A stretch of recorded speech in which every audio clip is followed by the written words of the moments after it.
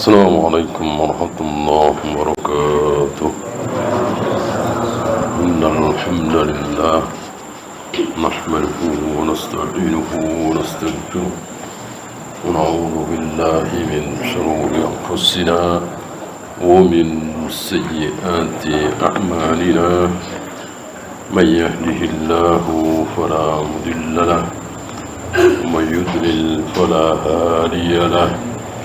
أشهد أن لا إله إلا الله وحده لا شريك له وأشهد أن محمدا عبده ورسوله. وبعد, kita melanjutkan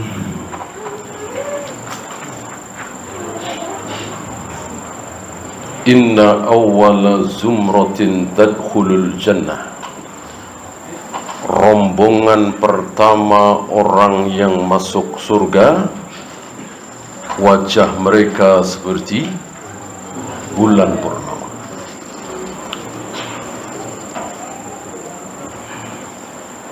Ini sahih riwayat Imam Bukhari dan Muslim. Oleh karena itu riwayat yang menyatakan manusia pertama masuk surga adalah orang hitam ada di Ibnu Katsir ketika menafsirkan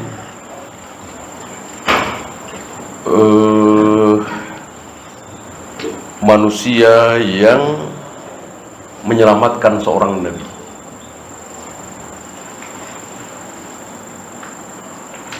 Nabi ini berdakwah kepada umatnya dan tidak ada yang beriman kecuali seorang hitam.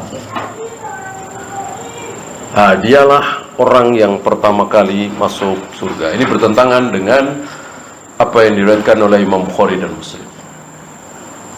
Maka riwayat tersebut tidak bisa diterima. Yang dipegang oleh para imam adalah riwayat ini, bahwa rombongan pertama kaum muslimin yang akan masuk surga, wajah mereka seperti bulan. Ada kemuskilan di sini, dan hadis ini dibawakan oleh beliau dalam rangka menjelaskan Allah menciptakan Adam, rupa Adam itu seperti rupa Allah. Innallaha khalaqa Adam ala suratihi. Sungguh Allah menciptakan Adam dalam keadaan seperti surahnya, rupanya dia. Dia siapa? Tentu dia Allah. Yang mengatakan dia Adam rusak nahwunya, rusak tata bahasanya. Yang benar adalah hi di sini kembali kepada Allah, bukan Adam. Hanya orang-orang Jahmiyah yang mengatakan bahwa ala suratihi, hinya kembali ke Adam. Dan sekali lagi secara nahwu sharaf rusak. Tidak mungkin ayat Al-Quran bahasanya rusak. Maka maksud innallaha khalaqa Adam ala suratihi, sungguh Allah menciptakan Adam dalam keadaan seperti surahnya Allah, rupanya Allah. Sampai di sini sebagian orang tidak paham.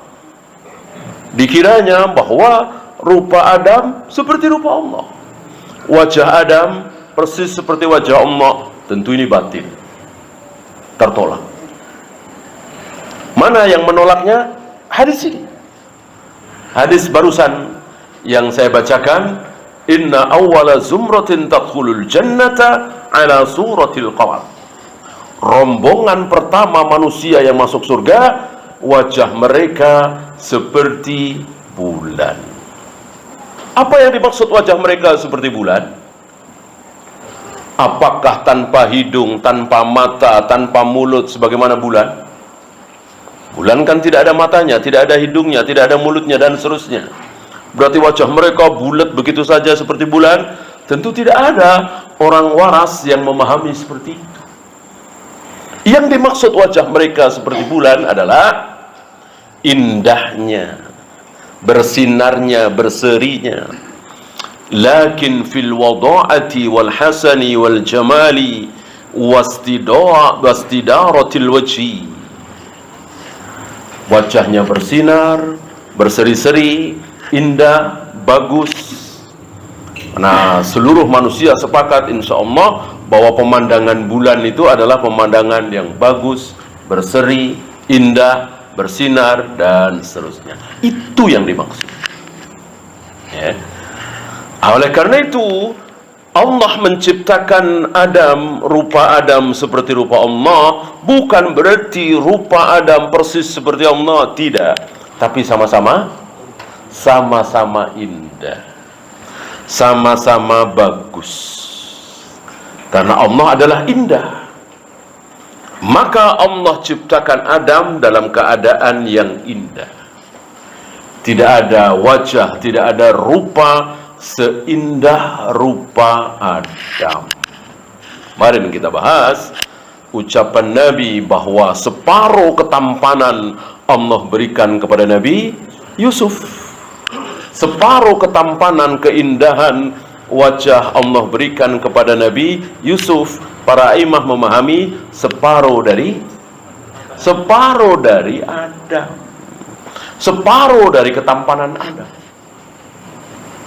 Tidak difahami bahwa seluruh manusia ini yang tampan ini diambil separuhnya diberikan kepada Yusuf, dan di antara separuh yang lain itu ada Adam di situ. Ini keliru. Yang benar sebagaimana pemahaman para imam bahwa yang paling tampan, yang paling indah wajahnya adalah Adam. Nah, Yusuf separuhnya. Kenapa? Karena dalil ini. Sebab kalau Yusuf lebih tampan, lebih indah wajahnya dari Adam, tentu kalimat ini menjadi tidak benar. Ya. Berarti Adam kalah indah dari Yusuf? Ya. Tidak. Mana mungkin Adam kalah tampan dari Yusuf, sementara Adam diciptakan langsung oleh kedua tangan Allah. Sedangkan Yusuf diciptakan oleh Allah lewat air ayah bertemu dengan air ibu, ada persetubuhan di situ, air mani dan seterusnya. Sebagaimana kita semua, Adam tidak langsung diciptakan oleh Allah dengan kedua tangan Allah yang mulia. Dan karena itu ketika iblis tidak mau tunduk, tidak mau sujud kepada Adam, Allah peringatkan iblis, ma mana'aka antasjuda lima khalaqtu biyadayya. Kenapa engkau tidak mau sujud kepada Adam, padahal Adam telah aku ciptakan langsung dengan kedua tanganku. Ya. Ini sekaligus menjawab syubhat beberapa orang bahwa yang dimaksud dengan tangan Allah adalah kekuasaan Allah. Ketika yang dimaksud ke tangan Allah adalah kekuasaan Allah, mudah bagi iblis untuk membantah perintah Allah. Kenapa aku harus sujud kepada Adam ya Allah, sedangkan engkau ciptakan aku juga dengan kekuasaanmu, kan? Kalau maksud tangan adalah kekuasaan, mana mungkin Allah menciptakan iblis tidak dengan kekuasaan? Tentu Allah menciptakan iblis juga dengan kekuasaan. Maka batillah orang yang mengatakan bahwa maksud tangan Allah adalah kekuasaan Allah. Beda. Tangan ya tangan, kekuasaan ya kekuasaan.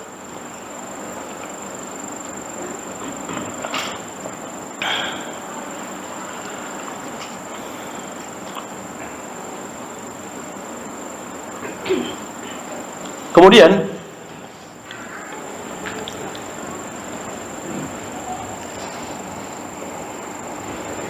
hunaka jawabun akhar. Selain jawaban tadi, ada jawaban satu lagi.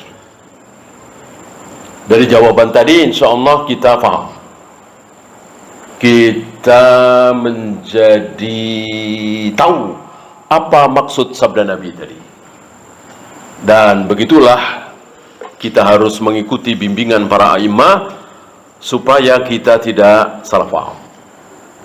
Sebab tanpa bimbingan para ulama Ahlus Sunnah, banyak dari kita yang salah paham. Ambil contoh misalnya Nabi Musa menampar pipi atau wajah malaikat maut sampai mata dari malaikat maut ini jatuh mencelat. Banyak dari kita tidak faham. Sebagian kaum Mu'tazilah setelah tidak faham dengan sabda Nabi ini, langsung dikatakan ini dhaif. Padahal sahih di Imam Bukhari dan lain-lain. Tidak ada yang bisa membantah apa yang telah ditulis oleh Imam Bukhari dalam sanadnya.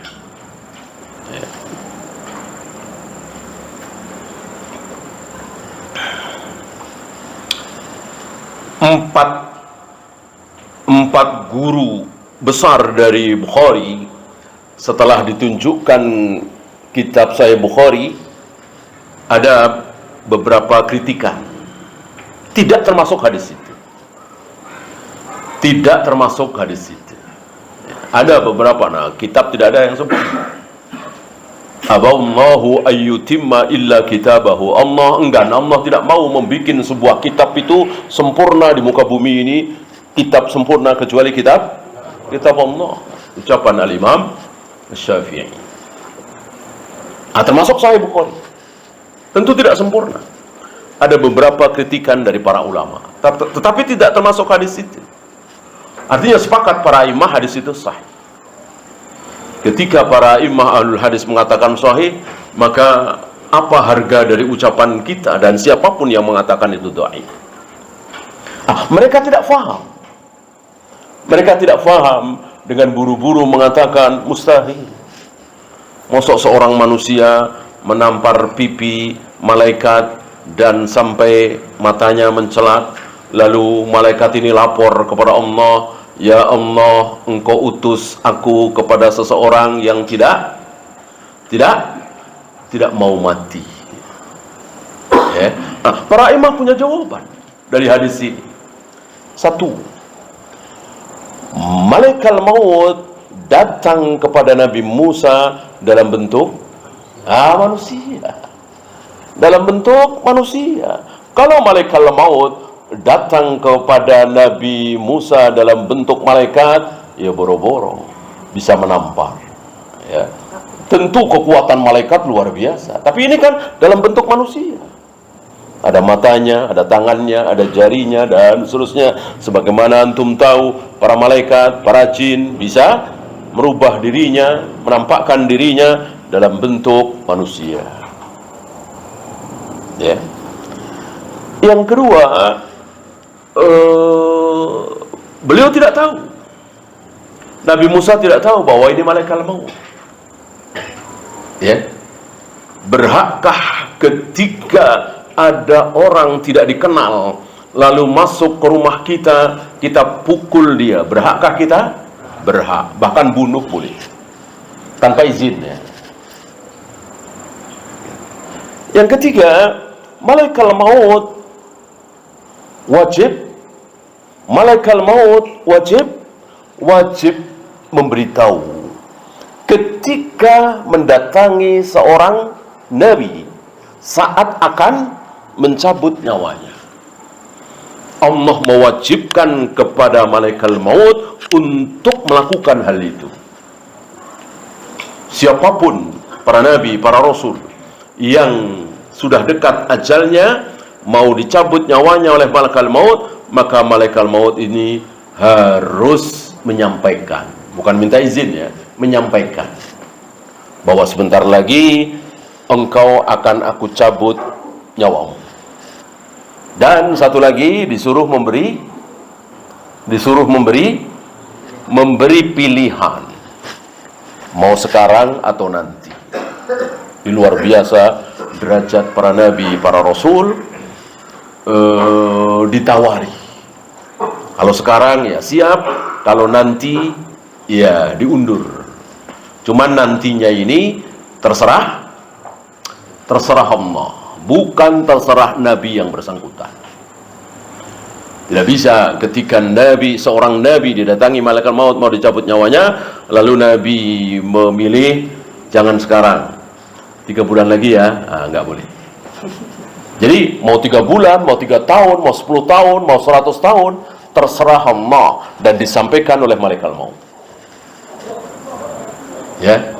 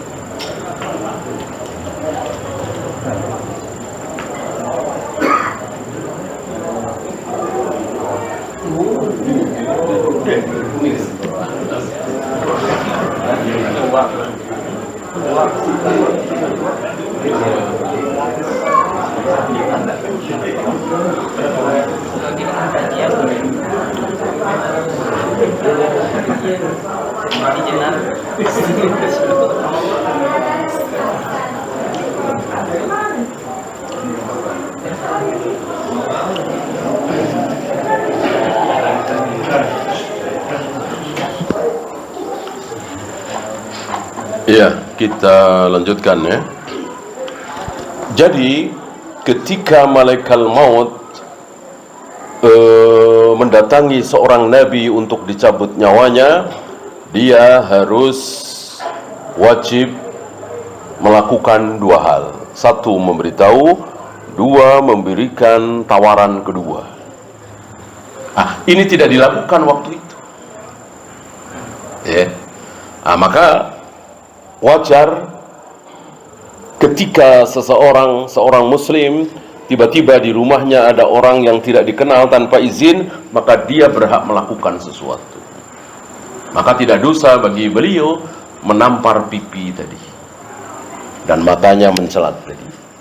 Ada jawabannya insyaallah.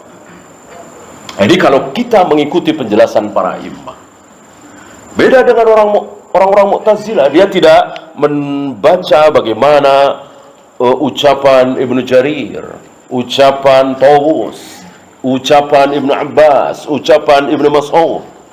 Begitu membaca sabda Nabi itu langsung dikomentari sendiri, jadinya tidak paham.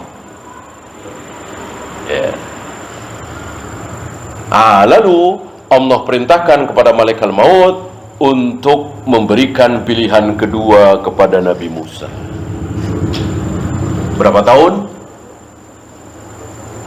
Ratusan atau mungkin ribuan tahun. Dengan cara meletakkan telapak tangan Nabi Musa ke seekor lembu. Nah, berapa bulu yang tertutup oleh telapak tangan Nabi Musa? 1 bulu 1 tahun. Antum tahu bulu lembu kan kecil-kecil, tumpuk-numpuk, berapa ribu itu? Kalau 5.000 bulu berarti 5.000 tahun baru mati. Kayak apa rasanya umur sampai 5.000 tahun? Kita 70 tahun saja, 80 tahun saja, sudah makan nggak enak, tidur nggak nyenyak, begini salah, begitu salah, ya, ngulet dikit kecengklak, ya kan? Namanya udah umur nggak bisa dibohongin kan. Maka Nabi Musa ketakutan. Maka Nabi Musa memohon, ya sudah sekarang saja. Cuman beliau ingin dikubur di dekat Masjidil Aqsa. Bukan di Masjidil Aqsa, area Masjidil Aqsa bukan, tapi di sekitar selemparan batu dari batas masjid tentunya, batas luar masjid tentunya. Nah, cuman kan kita tidak tahu melemparnya ke barat, apa ke timur, ke utara, ke selatan, ke barat daya, ke barat laut. Dengan demikian tidak tahu di mana kubur Nabi Musa alaihi salatu wassalam. Dan tidak ada yang tahu kubur seluruh para nabi, para rasul, kecuali satu, kubur Nabi Muhammad sallallahu alaihi wasallam. Selain kubur beliau tidak diketahui. Maka kalau ada tulisan ini kuburan Nabi Daud, ini kuburan Nabi Sulaiman, jangan dipercaya, karena tidak ada yang diketahui.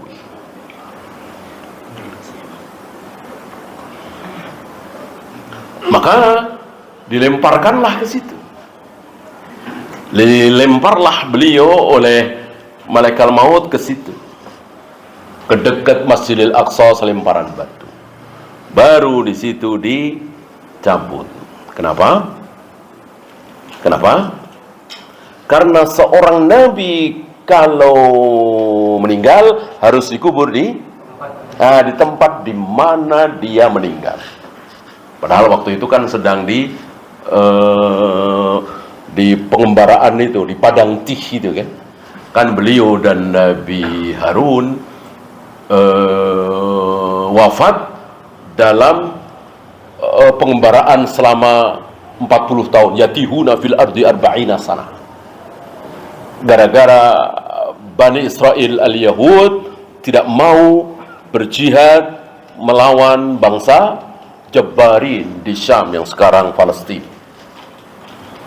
Padahal sudah dijanjikan oleh Nabi Musa bahwa ini negeri kalian, tapi syaratnya jihad melawan bangsa Jabbar. Mereka tidak mau, mereka penakut. Mereka mengatakan, idhab anta wa rabbuk faqatila inna hahuna qa'idun. Pergilah engkau bersama Tuhanmu sana berperang. Kami mau duduk-duduk di sini saja. Ini ucapan Yahudi Bani Israel ketika diajak berjihad oleh Nabi Musa alaihi salatu wassalam. Dengan penolakan ini, maka Allah hukum mereka tertatih-tatih di padang pasir, berjalan tanpa arah tujuan, mengembara di padang Tih. Yatihuna fil ardi arba'ina sana. Selama 40 tahun itulah ada mana, ada salwa, ada dan seterusnya yang antum bisa baca di awal-awal surat Al-Baqarah. Mukjizat demi mukjizat Allah berikan kepada Nabi Musa alaihi salatu wassalam. Dalam pengembaraan inilah Nabi Harun wafat, kemudian Nabi Musa. Dan antum masih ingat ketika Nabi Harun wafat, Nabi Musa dituduh oleh Bani Israel membunuh Nabi Harun. Luar biasa mulutnya Yahudi Bani Israel. Kalau hari ini mereka menyebarkan berita bohong, dusta, hal yang biasa. Kalau mereka membantai anak-anak dan wanita kaum muslimin, kecil. Para nabi, para rasul saja dibunuh. Nabi Musa saja difitnah membunuh Nabi Harun. Bahkan ada tuduhan yang lebih keji, Nabi Musa mau melacur. Bahkan lebih dahsyat lagi, Nabi Musa dituduh berpenyakit adar, penyakit kelamin, dan seterusnya, luar biasa. Maka apa yang dilakukan oleh Yahudi Bani Israel hari ini kecil. dibanding dengan apa yang mereka lakukan ribuan tahun yang lalu, termasuk di zaman Rasulullah SAW. Berapa kali mereka mencoba berusaha membunuh Nabi SAW. Bahkan seorang wanita mengundang Nabi dan para sahabat untuk menjamu makan. Makanannya, dagingnya diracun. Ya, ini bukan satu dua. Maka bodoh kaum muslimin kalau percaya dengan kata-kata mereka, janji mereka, perdamaian mereka, dan seterusnya, bodoh. Ya, mereka penipu, pendusta.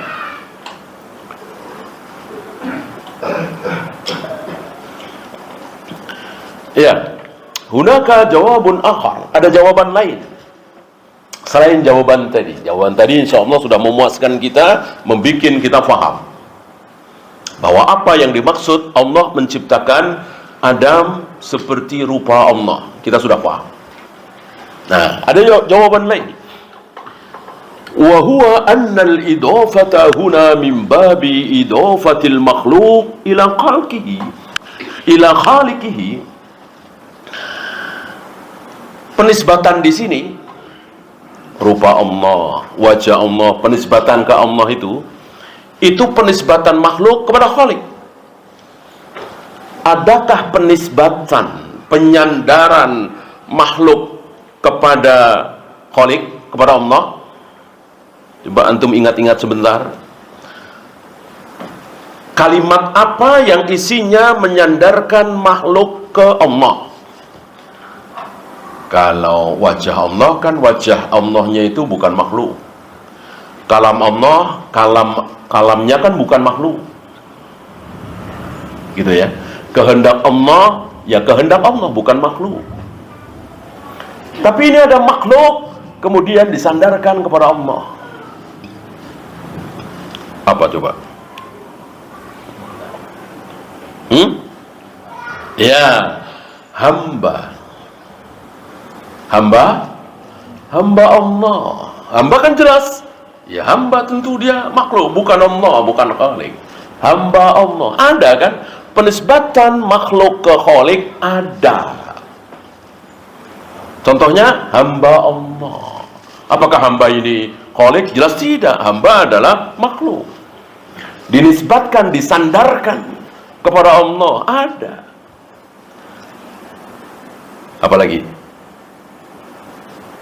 Apalagi selain hamba Allah?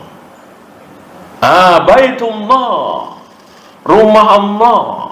Rumah Allah yang dimaksud masjid kan? Rumahnya di sini jelas makhluk. Masjid kan makhluk. Berarti penyandaran makhluk ke Khalik itu ada. Gitu ya. Apalagi?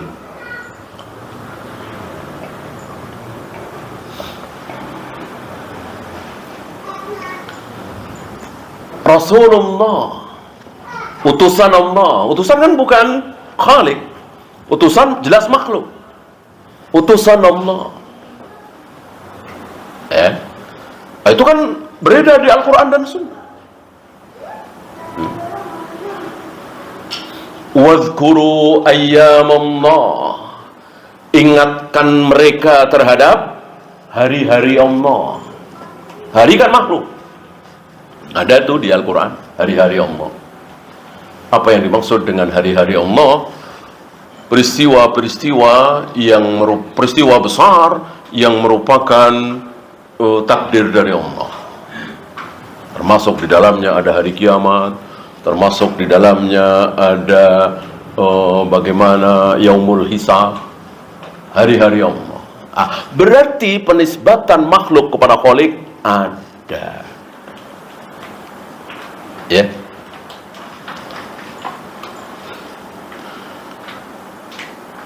Beliau contohkan di sini, wa nafakhtu fihi mir ruhi.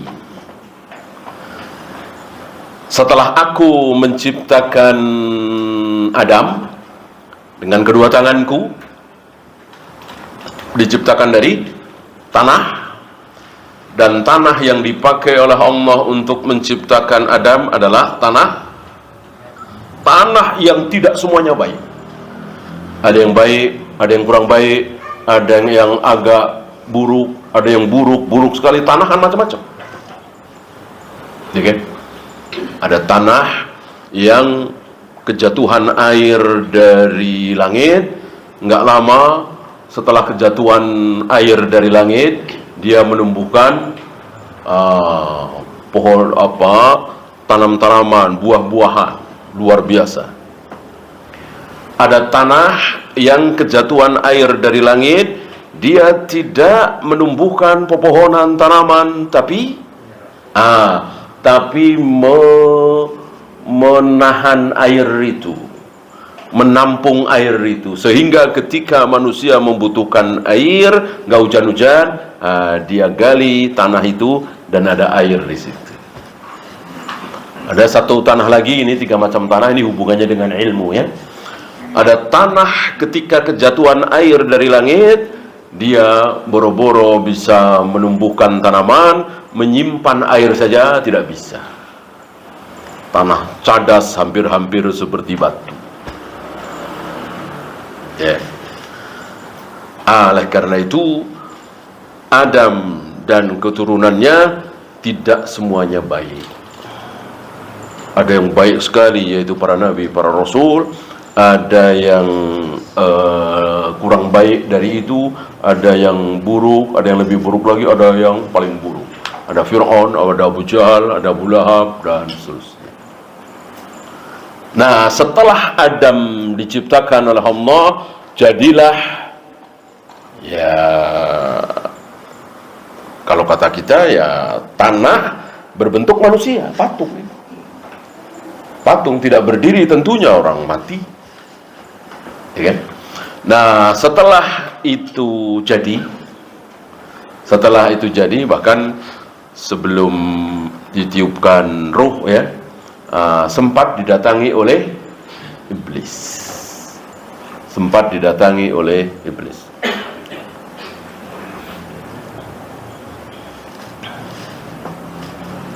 Dan iblis melihat calon Adam ini, calon manusia ini berunggah, ya kan? Kita ini kan berunggah, ada rungganya. Dimasuki di situ. Ada kisah seperti itu. Kemudian wa nafakhtu fihi min ruhi. Setelah aku ciptakan Adam dengan kedua tanganku, aku tiupkan ke jasad Adam itu ruhi. Diidofahkan, dinisbatkan, disandarkan ke dirinya, ke Allah. Rohku. Gitu. Apa iya roh Allah itu masuk ke Adam? Dengan demikian ada di dalam Adam itu ada bagian dari Khalik, bagian dari Allah? Tentu tidak. Salah satu sifat Allah apa?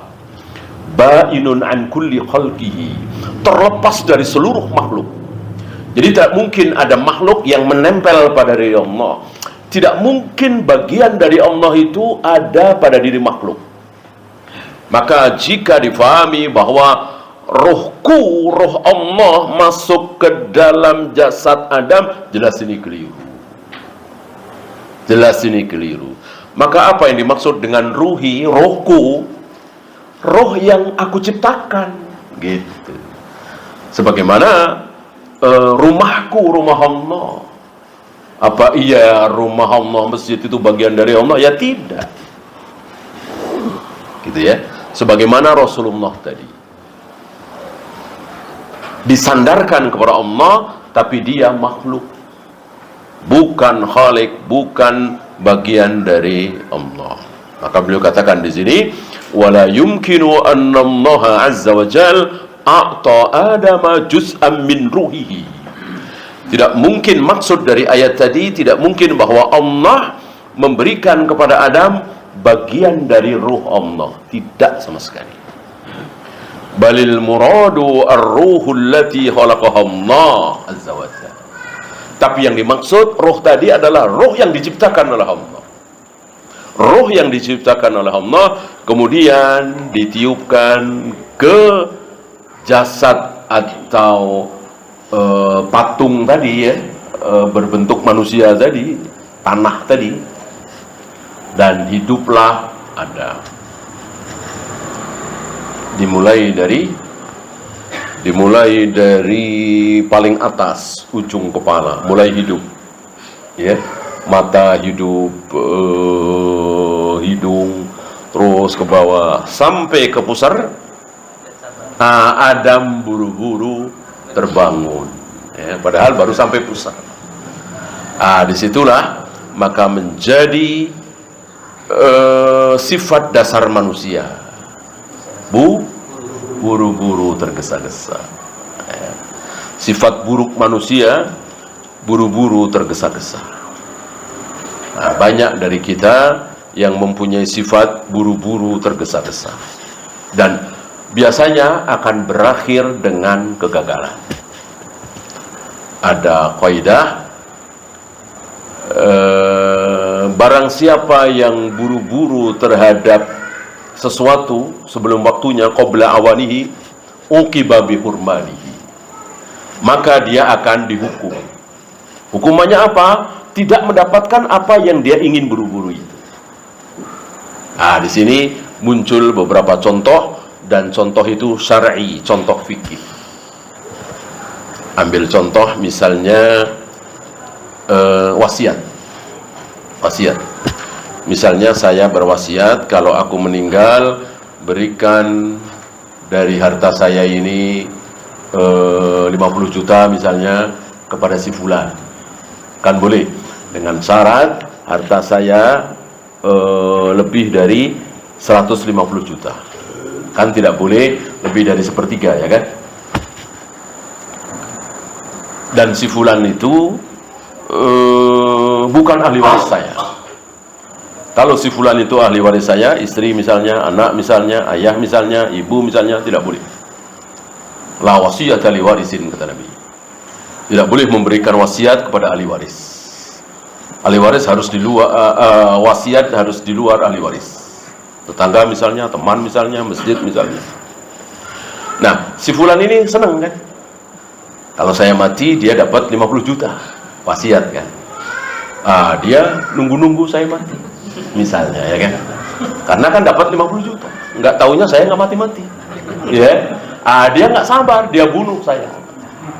Dia bunuh saya. Apa? Batal. Man ta'ajjala bi syai'in qabla awanihi uqiba bi hurmanihi. Ini salah satu kaidah. Barang siapa yang buru-buru tergesa-gesa mendapatkan sesuatu sebelum waktunya, maka dia akan dihukum. Hukumannya apa? Tadi batal. Tidak mendapatkan apa yang dia inginkan dengan tergesa-gesa itu. Ya. Termasuk Ummul Walad. Itu masih ingat Ummul Walad? Ummul Walad adalah budak wanita yang melahirkan anak dari tuannya. Budak perempuan kan halal dijima oleh tuannya yang laki-laki. Lalu dia hamil, punya anak. Budak ini menjadi tadi Ummul Walad, istilahnya Ummul Walad. Ummul Walad ini, hukum Ummul Walad adalah dia otomatis akan merdeka kalau tuannya meninggal. Kalau tuannya meninggal, otomatis dia merdeka. Karena dia melahirkan anak dari tuannya. Dia nunggu tuannya meninggal supaya merdeka, tapi nggak mati-mati. Lalu tidak sabar, lalu dibunuh. Batal. Ya. Termasuk anak yang membunuh ayahnya. Apakah dia mendapatkan waris dari ayah yang dia bunuh? Tidak. Ini beberapa contoh dari kaidah tadi. Haramnya terburu-buru, haramnya tergesa-gesa. Secara fikih, secara kaidah syar'i, Secara kehidupan sehari-hari pun kita mendapatkan seperti banyak contoh. Ya. Belum waktunya buka cabang, ini udah buka cabang. Nggak sabar, ya kan? Yang satu ya mentang-mentang agak rame dikit ya. Oh, dia udah buka cabang mana? Akhirnya gagal. Artinya harus dipikirkan, jangan buru-buru. Gitu ya. Dalam kehidupan sehari-hari pun seperti itu.